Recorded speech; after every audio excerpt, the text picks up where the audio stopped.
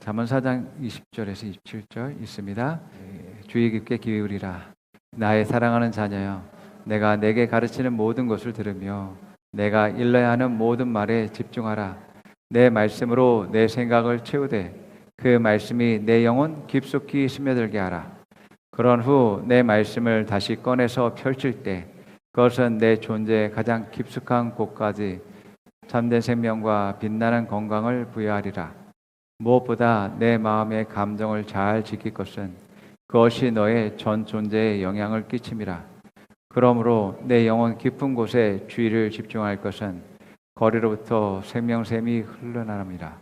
정직하지 못한 말투와 가식적인 말을 버리고 어떠한 경우라도 삐뚤어진 말을 사용하지 않도록 하라. 내 앞에 놓인 길에 시선을 고정하며 확고한 목적을 갖고 똑바로 앞을 쳐다보며 내 마음을 산란하게 하는 것들을 무시하라. 내가 가는 길을 주의 깊게 살피라.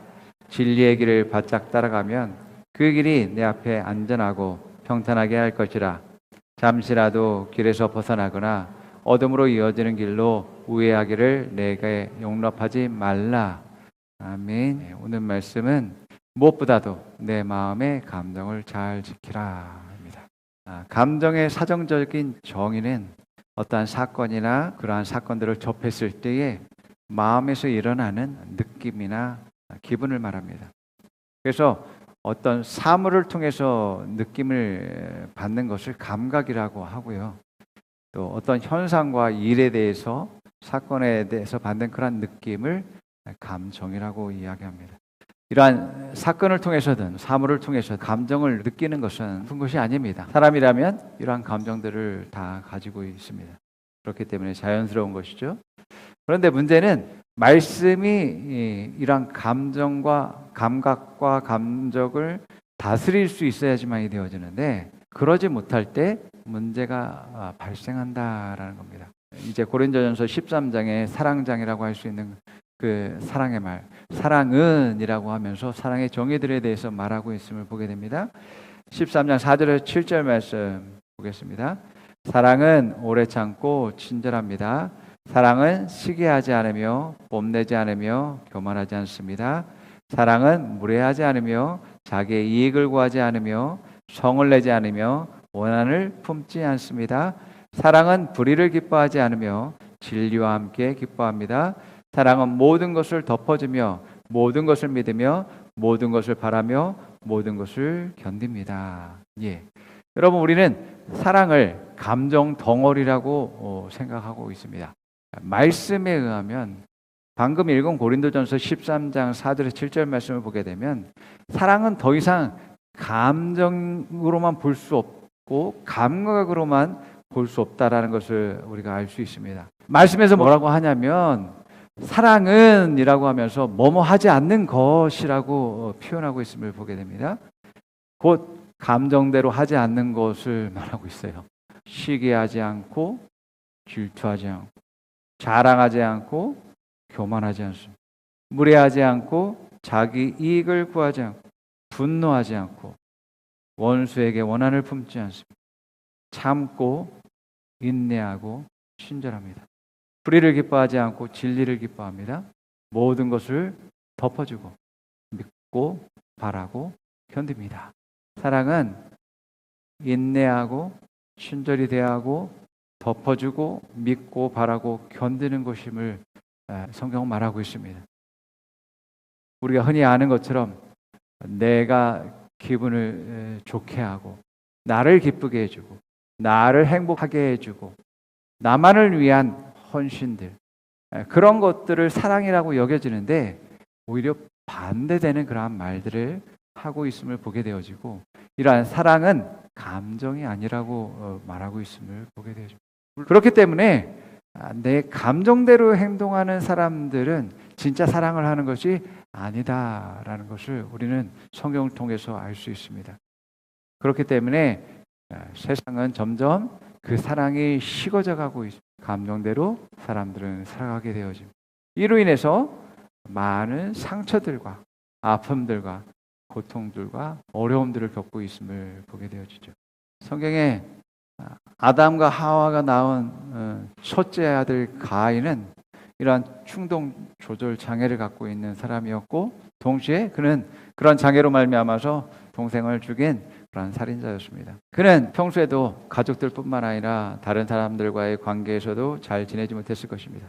하나님은 이러한 가인의 죄성에 대해서 알고 있고 너는 그것을 잘 다스려라 라고 말씀했음을 보게 되어집니다. 그럼에도 불구하고 가인은 이것을 다스릴 줄 몰랐습니다. 가인이 하나님께 제사를 드렸을 때 하나님이 그것을 자기의 제사를 받으시지 않는 것에 대해서 분노했죠. 하나님에게 화를 낼 수 없으니까 굳은 동생에게 열등감을 가지고 화풀이를 합니다. 시기와 질투로 말미암아서 열등감을 가지고 동생을 죽이게 되는 일들을 합니다. 동생을 죽인 뒤에 하나님이 그 아벨을 찾을 때에 가인은 이런 말합니다. 내가 동생을 지키는 자입니까? 라고 감정적으로 하나님께 대꾸하는 모습들을 보게 되어집니다.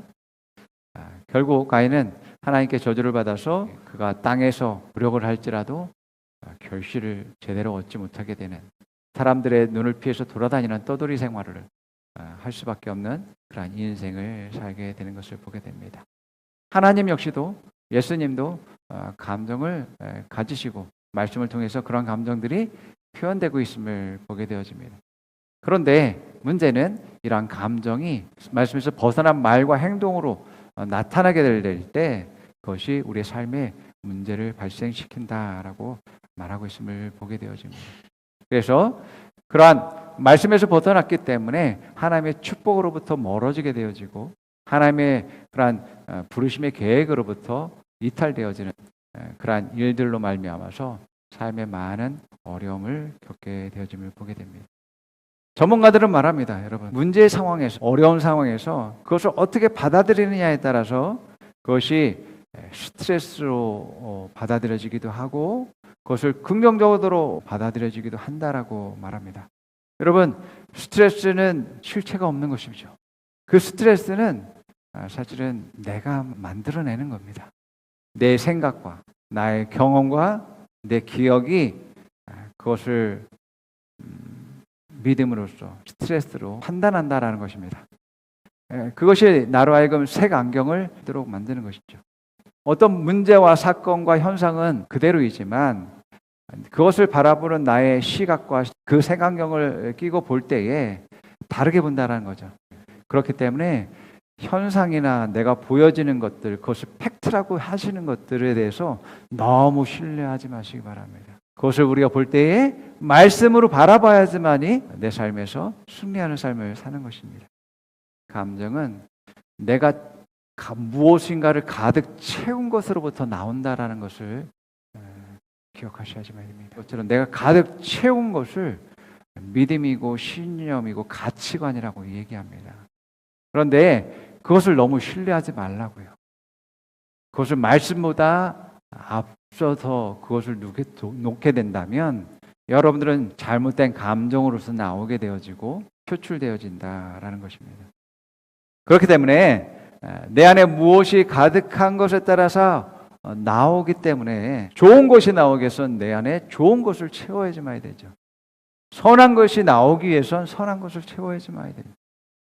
내가 나쁜 것들이 나오는 이유는 내 안에 나쁜 것들이 가득 채워져 있기 때문에 나오는 것임을 예수님은 말씀하고 있어요. 마태복음 12장 34절에 37절 말씀 보겠습니다. 독사의 자식들아, 너희가 악한데 어떻게 선한 것을 말할 수 있겠느냐? 마음에 가득 찬 것을 입으로 말하는 법이다. 선한 사람은 선한 것을 쌓아두었다가 선한 것을 내고 악한 사람은 악한 것을 쌓아두었다가 악한 것을 낸다. 내가 너희에게 말한다. 사람들은 심판날에 자기가 말한 온갖 쓸데없는 말을 해명해야 할 것이다. 너는 내가 한 말로 무죄 선고를 받기도 하고 유죄 선고를 받기도 할 것이다. 아멘. 내가 나타내지는 것은 내 안에 있는 것입니다. 내 안을 살펴봐야지만이 되어지는 거죠. 또한 다른 사람이 그러한 모습과 그러한 말과 행동들을 나타냈을 때, 저 사람의 안에 그것이 있구나라는 것을 우리는 파악할 수 있어야지만이 되겠죠.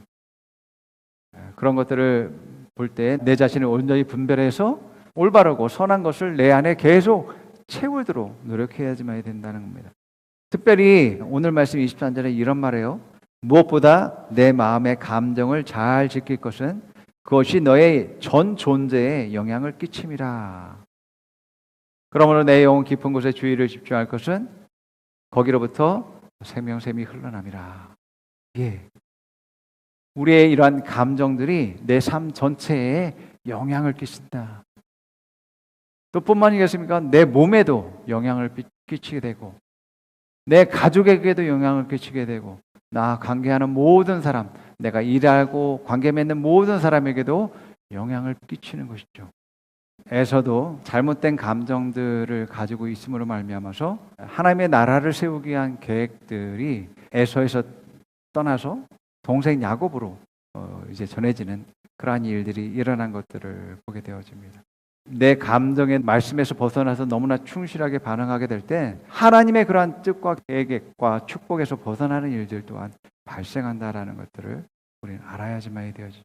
그렇기 때문에 내 감정이 내가 느끼고 내가 표현하는 그러한 감정이 다 옳다라고 할 수 없다라는 것을 우리는 인정해야 됩니다. 무엇보다도 오늘 말씀은 안에 있는 것이 바깥에 나오기 때문에 내 안에 내 마음에 말씀을 가득히 깊숙이 스며들도록 해야지만이 감정을 통제할 수 있다라고 말씀하고 있음을 보게 되어집니다. 여러분, 우리의 감정은 내가 자주 쓰는 물건, 방식과 같습니다. 내가 어떻게 행동하는 자에 따라서 그것이 습관이 되어지게 되죠. 마찬가지로 내가 어떤 일에 대해서 그렇게 감정을 표현하게 되어진다면 그것도 습관으로서 굳어지게 되어지는 것들을 보게 되죠. 예, 이렇게 굳어진 그러한 습관들이 우리의 마음 밭으로서 변하게 되어진다라고 성경은 말합니다. 그래서 씨 뿌리는 비유에서 보게 되어지면 계속 사단의 속임에 대해서 속게 되어지고 그 거짓말에 대해서 계속 반응하게 되어질 때 내 마음은 길처럼 단단하게 굳어져 버리게 되어지고 그 무엇도 잘할 수 없는 상황이 되고 마귀가 그 말씀을 다 빼앗아가는 그러한 마음밭이 된다라고 말합니다. 마태복음 15장 15절에서 20절 말씀 한번 보겠습니다. 베드로가 예수께 그 비유를 우리에게 설명해 주십시오 하고 청하니 예수께서 말씀하셨다. 너희도 아직 깨닫지 못하느냐? 입으로 들어가는 것은 무엇이든지 뱃속으로 들어가서 뒤로 나가는지 모르느냐? 그러나 입에서 나오는 것들은 마음에서 나오는데 그것들이 사람을 더럽힌다. 마음에서 악한 생각들이 나온다. 곧 살인과 간음과 음행과 도둑질과 거짓 증언과 비방이다. 이런 것들이 사람을 더럽힌다. 그러나 손을 씻지 않고서 먹는 것은 사람을 더럽히지 않는다. 예. 우리를 더럽히고 또 삶을 망가뜨린 것은 우리 안에 있습니다. 그렇기 때문에 사람이 변화되기 위해서는 무엇보다도 그 사람의 내면이 바뀌어야지만이 되어집니다. 내면이 바뀐다라는 것은 생각이 바뀌어야지만이 돼요. 어떤 상황과 어떤 문제와 상황에서 그 사람이 내면이 바뀌게 되어지면 다른 말과 행동이 나오게 돼요. 그러나 생각이 바뀌지 않으면, 내면이 바뀌지 않으면 삶은 변화되지 않습니다. 생각이 바뀌지 않는 것은 그 사람이 그것을 고집하는 것입니다. 생각이 바뀌지 않기 때문에 삶이 바뀌지 않는 거고 이러한 고집을 버리지 않고는 변화를 기대할 수 없습니다. 그것을 하나님도 할 수 없습니다. 그 고집은 누가 고쳐주는 게 아닙니다. 자기가 그것을 붙잡고 있는 것입니다. 그렇게 살다가 삶을 마감하게 됩니다. 그렇기 때문에 내 삶을 변화시키기 위해선 내 생각을 바꿔야 합니다. 오늘 말씀의 핵심입니다. 어떻게 나의 감정을 말씀으로 다스릴 수 있을까? 우리는 내가 보고 있는 것, 실제라고 생각하는 것, 팩트라고 하는 것보다 나의 감정보다 감각보다 하나님 말씀을 최우선으로 삼아야지만이 승리할 수 있습니다. 그래야지만이 내 감정을 다스릴 수 있습니다. 이것이 되지 않으면 내 감정을 다스릴 수 없습니다. 마태복음 5장 45절에서 48절 말씀을 읽어봅니다. 그러나 나는 너희에게 말한다. 너희 원수를 사랑하고 너희를 박해하는 사람을 위하여 기도하여라. 너희가 하나님 계신 너희 아버지의 자녀가 될 것이다. 아버지께서는 악한 사람에게나 선한 사람에게나 똑같이 해를 떠오르게 하시고 의로운 사람에게나 불의한 사람에게나 똑같이 비를 내려주신다. 너희를 사랑하는 사람만 너희가 사랑하면 무슨 상을 받겠느냐? 세리도 그만큼은 하지 않겠냐? 또 너희가 너희 형제 자매에게만 인사를 하면 지내면 남보다 나은 것이 무엇이냐? 이방 사람들도 그만큼은 하지 않느냐? 그러므로 하늘에 계신 너희 아버지께서 완전하신 것 같이 너희도 완전하여라. 이 말씀을 기억으로만 갖고 있든지 지식으로만 갖고 있고 그냥 교훈적으로만 이제 느껴지고 있는 사람이라면 어떤 상황 가운데 나를 정말 괴롭히고 힘들게 하고 어렵게 하는 그 원수 같은 그 사람이 그런 사람을 만났을 때 실제로 말씀이 말하는 것처럼 그 사람을 사랑할 수 없게 되어집니다. 나를 회방하고 나를 어렵게 하고 힘들게 하는 사람을 욕하고 저주하고 또 싸울 것을 선택하게 되겠죠. 그러나 여러분들이 말씀을 최우선으로 삼는다면 내가 느껴지는 그런 감정 또 이성적으로 생각하고 합리적으로 생각되는 모든 것들 말한다 할지라도 하나님이 원수를 사랑하라고 말했기 때문에 내 감정과 이성과 합리성과 상관없이 그들을 용서할 것을 선택하게 되어집니다. 이것은 내가 기분이 좋기 때문에 포용적으로 느껴지기 때문에 하는 것이 아닙니다. 말씀이 그렇게 말하기 때문에 내 감정은 아직 해결되지 않았음에도 불구하고 그 사람을 용서하기를 선택하는 겁니다. 그래서 그 원수를 위해서 기도하고 축복합니다. 여러분, 말씀은 너의 감정이 정말 기분이 좋거나 사랑스럽기 때문에 그 원수가 사랑스럽기 때문에 용서하고 그를 축복하라고 말하지 않습니다. 그냥 원수를 사랑하라고 말합니다. 말씀을 최우선으로 삼지 않으면 여러분 이렇게 할 수가 없는 겁니다. 한 번에 되지 않고 훈련이 됩니다. 앤드류 워맥 목사님의 노력이 없이 오는 변화, 수요일날 여러분들이 읽은 부분입니다. 어느 날 새벽 4시 15분쯤 제 아들이 죽었다는 전화를 받았습니다. 아내와 저는 바로 일어나서 채비를 했습니다. 저희는 도시 외곽에 살고 있었기 때문에 핸드폰이 터지지 않았습니다. 그래서 병원으로 가는 동안 아들이 어떤지 확인할 방법이 없었습니다. 저와 아내는 합심하여 아들이 다시 살아날 것을 명령했습니다. 아들은 죽은 지 5시간 만에 살아났습니다. 완전한 기적이었죠. 우리가 전화를 받고 병원에 도착해서 아들이 죽었다가 살아있는 모습을 발견할 때까지는 저에게도 부정적인 생각과 슬픈 감정이 떠오르고 있었습니다. 그때 저는 하나님을 찬양했습니다. 저희 믿음이 좋아서가 아니라 성령님의 도우심으로 그렇게 할 수 있었습니다. 성령님은 오랜 시간 저를 가르치고 훈련했습니다. 부정적인 생각이 들기 시작해서 하나님께 부르짖었을 때 성령님께서 저에게 말씀이 생각나게 하셨습니다.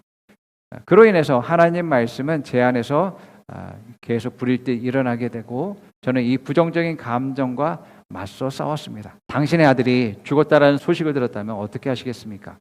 어떤 감정과 느낌이 들겠습니까? 저 역시 당신이 느꼈을 감정, 생각과 동일한 것을 생각하고 또한 느꼈습니다. 그러나 하나님 말씀이 제 안에서 살아났고 하나님의 은혜로 말미암아 저는 말씀이 말하는 바와 반대되는 것은 어떤 것도 말하지 않았습니다. 제가 하나님을 찬양하자 저의 감정도 바뀌어서 하나님께 동의하기 시작했습니다. 제가 이것을 나누는 이유는 당신을 격려하기 위해서입니다. 당신이 느끼는 감정보다 하나님 말씀이 더 실제가 되는 경지에 이를 수 있습니다. 이것을 성경은 믿음이라고 부릅니다.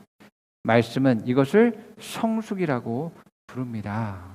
앤드류 워넥 목사님은 믿음의 능력이 나타나기 위해선 이렇게 말씀을 가지고 감정을 다룰 수 있는 그런 훈련들을 해야 된다라고 말씀하고 있습니다. 말씀과 맞지 않는 부정적인 생각들과 느낌들, 그런 것들과 우리는 끊임없이 싸워야지만이 되어집니다.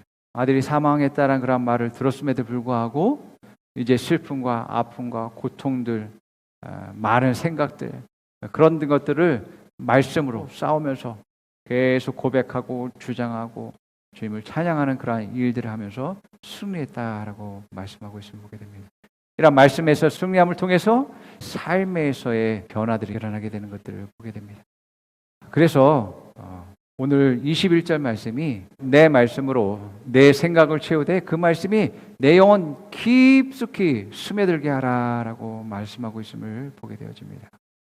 자, 이렇게 깊숙이 스며들게 하기 위해선 20절에 말하는 것처럼 주의 깊게 귀를 기울이고 나의 사랑하는 자녀여 내가 내게 가르치는 모든 것을 들으며 내가 일러야 하는 모든 말에 집중하여라 라고 말씀하고 있음을 보게 되어집니다. 말씀이 내 안에 깊숙이 스며들기 위해선 말씀에 내가 주의를 집중하고 귀를 기울여야지만이 되는 것을 바랍니다. 그러기 위해선 말씀과 다른 것들을 거부하고 반대되는 것들을 받아들이면 안 되는 것이죠. 여러분들이 그러한 변화를 일으키기 위해선 구분이 되어야지만이 됩니다. 내 감정들과 말씀이 떠올라야지만이 되어집니다. 말씀이 떠오르지 않으면 그냥 습관적으로 그냥 자극에 대해서, 사건에 대해서, 상황에 대해서 곧장 그대로 나가게 되어지거든요. 그렇기 때문에 여러분들이 어떤 그런 상황이 발생됐을 때 말씀이 떠오르기 위해선 말씀을 가득 채우셔야지만이 되어집니다. 그 다음에 여러분들이 그것을 말씀을 선택할 수 있는 단계로 나아가야지만이 되죠. 자, 그래서 문제 상황과 어려움이 생겼을 때 말씀이 생각나게 해야지만이 돼요. 그 문제로 인해서 내 감정은 요동치고 화도 날 수 있고 슬퍼할 수 있고 외로울 수도 있고 아플 수도 있고 여러 감정과 감각들이 느껴질 수 있습니다. 그러나 그 말씀을 인식하고서 그럼에도 불구하고 계속 말씀을 고백하고 주장하셔야지만이 되어집니다. 언제까지요? 내 감정이 사라지고 말씀이 말하는 것을 내가 믿고 또 이제 행함으로 말미암아 말씀이 주는 은혜와 평안과 자유가 임할 때까지 계속 명령하고 주장해야지만이 되어집니다. 자, 이렇게 말씀이 주는 그러한 담대함과 평안함과 자유함이 임하게 되면 여러분이 비로소 주님을 찬양하게 됩니다. 문제는 해결되지 않았는데 상황은 똑같은데 여러분들은 그 믿음을 가지고서 찬양할 수 있는 그러한 단계까지 나아가게 되어집니다. 그러면 여러분은 승리한 것입니다. 아멘. 이것이 감정을 다스리는 순서입니다. 세상을 다스리는 것은 별게 아닙니다. 여러분 자신을 다스리는 겁니다. 여러분, 내 감정을 다스리는 것 너무너무 중요합니다. 그래서 24절부터 27절은 이러한 잘못된 감정들을 주의해라 라고 말합니다. 정직하지 못한 말투와 가식적인 말을 버리고 어떤 경우라도 삐뚤어진 말을 사용하지 않도록 하라. 내 앞에 놓인 길에 시선을 고정하며 확고한 목적을 갖고 똑바로 앞을 쳐다보며 내 마음을 산란하게 하는 것들을 무시하라. 내가 가는 길을 주의 깊게 살펴라. 진리의 길을 바짝 따라가면 그 길이 내 앞에 안전하고 평탄할 것이다. 잠시라도 길에서 벗어나거나 어둠으로 이어지는 길로 우회하기를 내게 용납하지 말라라고 말씀하고 있습니다. 여러분, 정직하지 않은 것, 그러한 말을 하지 말라고 합니다. 내 유익을 위해서 거짓말을 하거나 다른 사람을 속이는 일들을 하면 안 된다라고 말합니다. 또 다른 사람의 눈치와 좋게 보이기 위해서 거짓말하거나 아첨하지 말라라고 말합니다. 그리고 다른 사람의 마음을 상하게 하거나 삐뚤어진 말을 해서는 안 된다라고 말씀하고 있어요. 여러분의 마음을 상하게 하는 것, 그런 말들에 대해서 뭐 하라고요? 무시하라라고 말합니다. 이 무시한다라는 것은 상대방을 말을 무시하라라고 하는 그런 말보다는 그들의 말에 대해서 감정적으로 반응하지 말라라고 말하는 것입니다. 나를 모욕하고 나를 대적한다 할지라도 그들의 감정에 대해서 맞대응하지 말라라고 말씀하고 있습니다. 우리는 말씀대로 이제 말하고 행동해야지만 되는 그런 목적들을 가지고 있습니다. 그렇기 때문에 내 감정이 그 말씀과는 반대되는 그런 모습을 나타내면 안 되죠. 그러므로 말미암아서 내 삶은 완전히 하나님이 축복하는 반대의 그러한 삶을 살게 되는 겁니다. 나를 자극하고 또 나를 힘들게 하는 그러한 상황이 있다 할지라도 우리는 그것을 무시할 수 있고 또 말씀대로 반응할 수 있는 그러한 훈련들을 하고 나를 세울 수 있는 그런 일들을 해야 됩니다.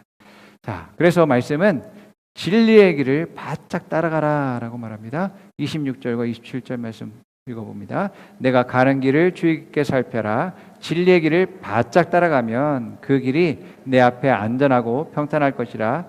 잠시라도 길에서 벗어나거나 어둠으로 이루어지는 길로 우회하기를 내게 용납하지 말아라. 내가 말씀대로 생각하고 말하고 행동할 때 내 삶의 안정과 또 평안이 계속 주어진다라고 오늘 말씀 말하고 있음을 보게 되어집니다. 예, 우리가 말씀대로 생각하고 말하고 행동하는 것은 진리의 말씀을 바짝 따라가는 삶입니다. 주님을 따라가는 삶도 역시 이거와 동일한 것입니다. 말씀대로 생각하고 말하고 행동함으로 말미암아서 말씀과 다른 것을 용납하지 않고 또 말씀과 다른 길을 따라가지 않는 그러한 일들을 하게 되어지는 것이죠. 예수님도 성경을 보게 되면 여러 가지 감정들을 표현하셨던 모습들을 보게 되어집니다. 나사로가 죽었을 때 그의 누이와 함께하는 사람들과 함께 우셨고 또 사람들이 놀라운 그런 믿음의 반응들을 나타냈을 때 겉에 놀라워하면서 기뻐하셨습니다. 또 에루살렘의 성전이 무너질 것을 예언할 때는 안타까워하고 또 슬퍼하셨습니다. 그리고 예수님이 겟세마네 동산에서 십자가에 달리시기 전에는 부정적인 그러한 생각들이 한꺼번에 예수님을 덮쳐오면서 공격했습니다. 예수님도 힘들어하셨다라는 것들을 보게 됩니다. 마태복음 26장 38절 39절 읽어봅니다. 그때에 예수께서 그들에게 말씀하셨다. 내 마음이 괴로워 죽을 지경이다. 너희는 여기에 머물며 나와 함께 깨어있으라. 예수께서는 조금 더 나아가서 얼굴에 땅을 대고 엎드려서 기도하셨다. 나의 아버지, 하실 수만 있으시면 이 잔을 내게서 지나가게 해주십시오. 그러나 내 뜻대로 하지 마시고 아버지의 뜻대로 해주십시오. 예, 예수님 역시도 정말 십자가형의 그러한 고난과 고통과 수치와 모욕들에 대해서 육신을 가진 그 몸으로서의 다양한 그런 부정적인 감정들에 대해서 싸워야지만이 되어졌습니다. 그러면서 결국 예수님이 승리하게 된 것은 나의 그러한 마음과 뜻보다도 더 중요한 것이 하나님의 뜻과 계획이다라는 것을 이제 계속 고백하고 자기 자신을 하나님 뜻에 맞추고 고정시키는 그러한 일들을 함으로 말미암아서 승리하는 그러한 일들을 한 것을 보게 됩니다. 그 결과로서 예수님이 정말 그 십자가의 그러한 고난에서 승리할 수 있었다라는 것들을 보게 되어집니다. 예수님이 감정적으로 승리하셨기 때문에 재판에서 일어나는 많은 그런 거짓 증언들과 수모와 모욕들, 고통들까지라도 참으실 수 있었던 것을 보게 되어집니다. 자, 이처럼 무엇보다도 여러분들이 훈련은 뭔가 어떤 사건과 문제가 일어나기 전에 준비되어지는 것입니다. 그렇기 때문에 우리가 항상 말씀이 내 안에 가득 채우고 깊이 스며들 수 있도록 말씀을 계속 먹을 수 있는 우리들이 돼야지만이 되어지고요. 그러기 위해서는 계속 말씀으로 내가 생각하고 또 말하고 행동하는 그런 삶 바짝 따라가고 또 다른 길을 바라보지 않고 주님을 따라가는 그러한 일들을 하게 될 때 내 감정보다도 말씀이 먼저 나오게 되어지고 또 내 느낌보다도 또 이런 말씀이 나오게 되어지고요. 그럴 때 내가 계속 성장하고 목표를 향해서 계속 전진하게 나아가게 되고 승리하는 삶, 성장하는 삶을 살게 되는 줄 믿습니다. 여러분의 감정을 말씀으로 다스려서 변화되는 삶, 승리하는 삶, 성장하는 삶을 사시기를 축원합니다. 자, 함께 고백해 봅니다. 나는 내 안에 말씀으로 채웁니다. 나는 내 안에 생명으로 채웁니다. 나는 내 안에 의로 채웁니다. 나는 내 안에 사랑으로 채웁니다. 나는 감정보다 말씀을 더 중요하게 여깁니다. 나는 느낌보다 말씀을 더 중요하게 여깁니다. 나는 현실보다 말씀을 더 중요하게 여깁니다. 나는 문제보다 말씀을 더 중요하게 여깁니다. 나는 말씀과 반대되는 것을 거부합니다.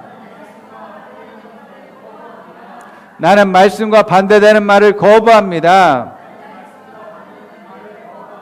나는 부정적인 생각들을 거부합니다.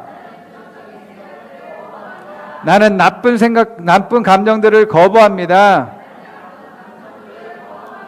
나는 나쁜 느낌들을 거부합니다. 자, 옆 사람에게 말해봅니다. 진리의 길을 바짝 따라가십시오. 다른 길로 가는 것을 용납하지 마십시오. 믿음으로 부정적인 감정을 이기십시오. 승리할 때까지 고백하십시오. 자유할 때까지 주장하십시오. 변화될 때까지 명령하십시오. 당신은 승리할 것입니다. 당신은 성장할 것입니다. 당신을 축복합니다. 아멘.